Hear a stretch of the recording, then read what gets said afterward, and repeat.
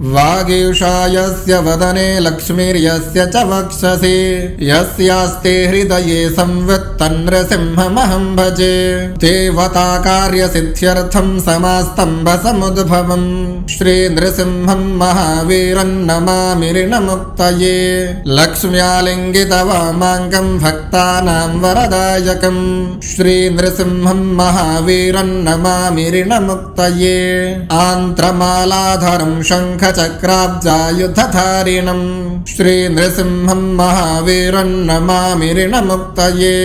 स्मरणात् सर्वपापघ्नं कद्रूजविषनाशनं श्रीनृसिंहं महावीरं नमामि ऋणमुक्तये। सिंहनादेन महता दिग्विदिग्भयनाशनं श्रीनृसिंहं महावीरं नमामि ऋणमुक्तये।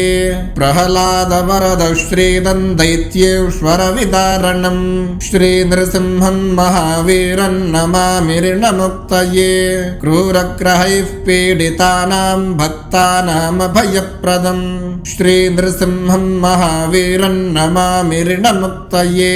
वेदवेदान्तयज्ञेशं ब्रह्मरुद्रादिवन्दितं श्रीनृसिंहं महावीरं नमामि ऋणमुक्तये।